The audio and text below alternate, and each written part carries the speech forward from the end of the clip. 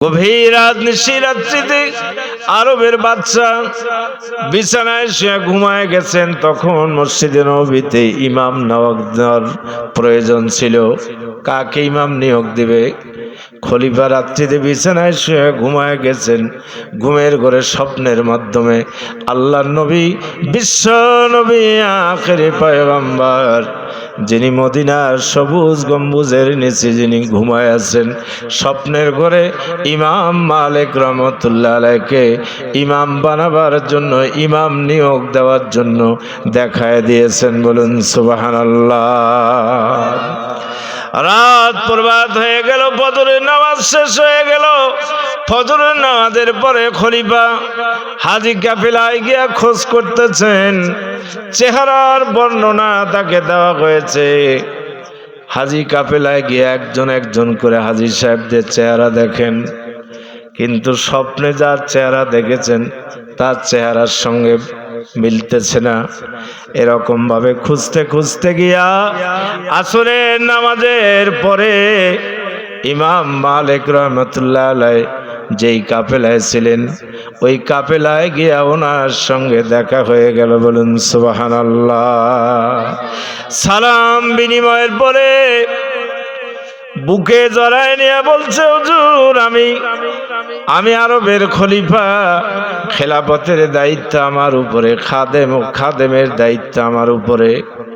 আমি ফজরের পর থেকে এখন পর্যন্ত এক গ্লাস পানি পর্যন্ত পান করি নাই, আমি আপনারে খুঁজতেছি।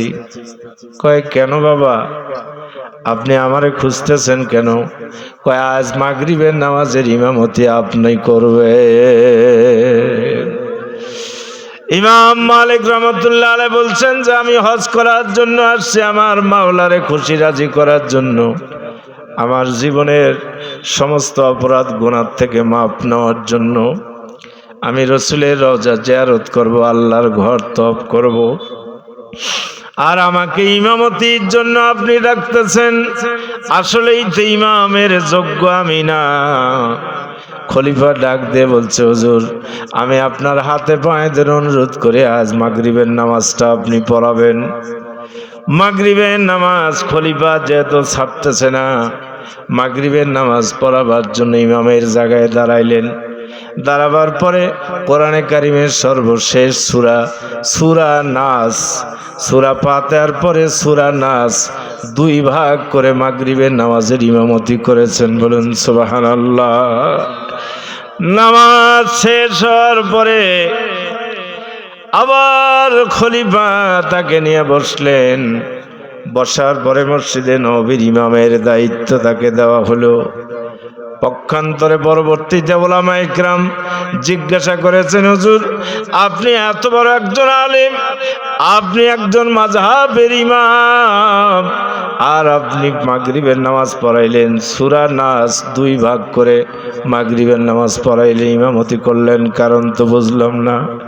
উনি ডাক দিয়ে বলছেন, ও আল্লাহর বান্দারা, খলিফা আমাকে ইমামতি করার জন্য আমাকে অনুরোধ জানাইছে, আর আমি সূরা নাস দুই ভাগ করে জন্য নামাজ পড়াইছি, যাতে করে খলিফা আমাকে ইমামের যোগ্য মনে না করে, ইমামের দায়িত্ব যেন আমারে না দেয়।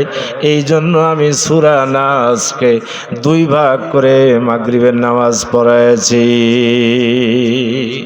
আরো জোরে বলুন সুবহানাল্লাহ।